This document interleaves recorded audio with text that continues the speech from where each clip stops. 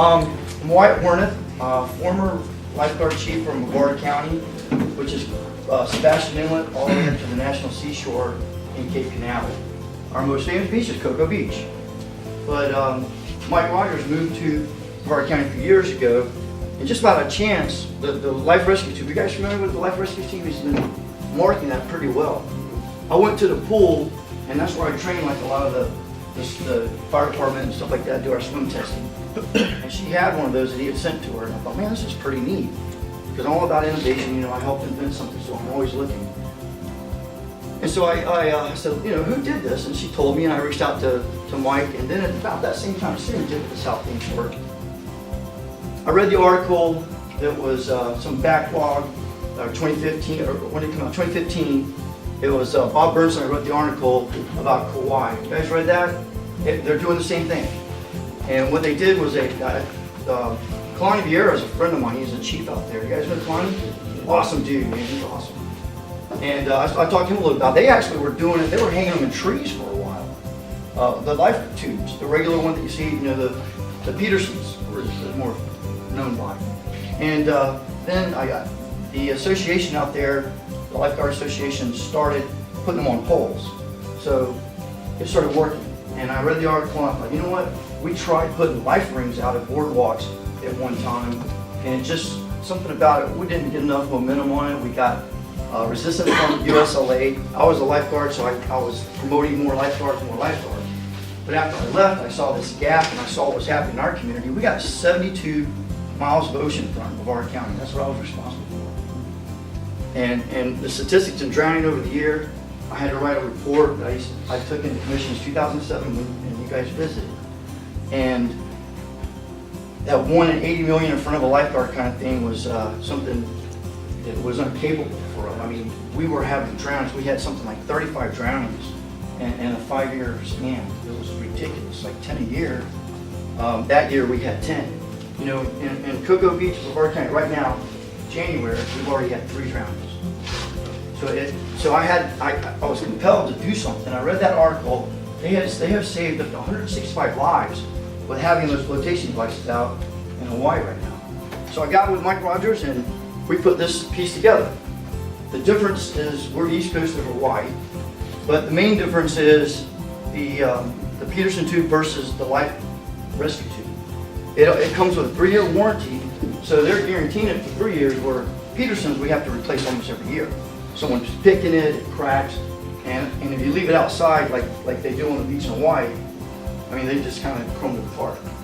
So we kind of moved into this, and this became the life rescue station. So then we went a little bit further and kind of taken a chapter out of what Hawaii's doing, and we decided to bring a foundation alive, accept donations, memberships, and make a movement we call the Life Rescue Project.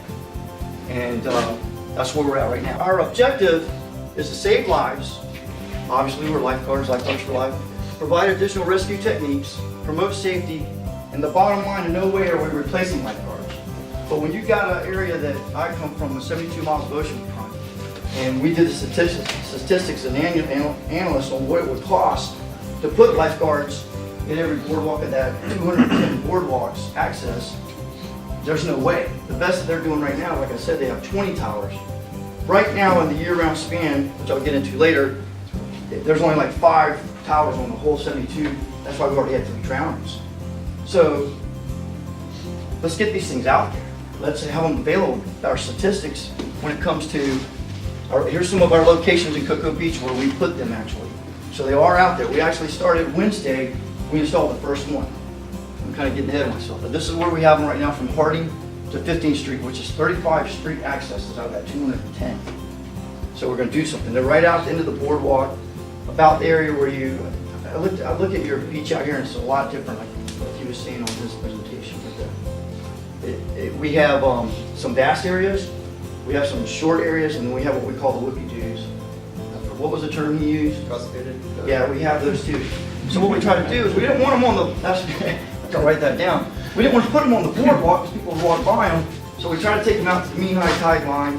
And there's going to be, it's a pilot program for us right now. We're gonna, first thing is, what do you think we're gonna have to worry about?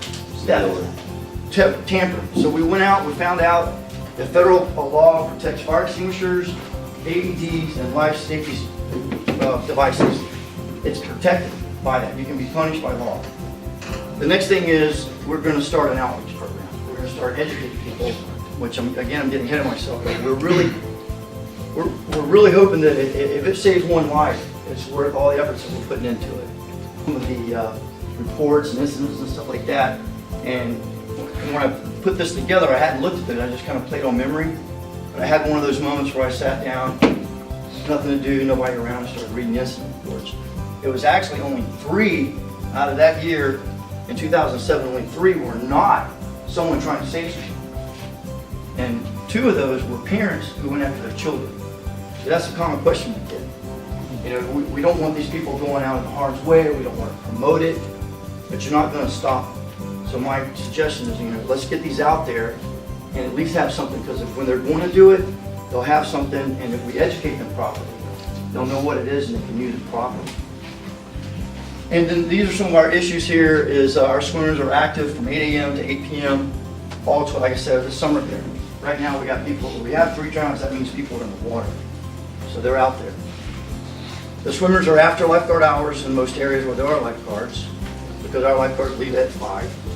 Only 4 protected locations out of 35 beach accesses right now in Cocoa Beach. The lifeguards hours are from 10 to 5. The citizen rescuers untrained with no flotation available are the ones that go out. They get, in those cases, they went out to save someone. In every case, the person they rescued survived. It was the rescuer that passed because they didn't have flotation. So that was an identifiable problem. So we provide them flotation. Maybe they'll come back, because we can't stop them from going out. But maybe we can help them come back. This one here was a high profile. Anybody remember this? Maureen Jennings, if you read novels, she was a famous author from Canada.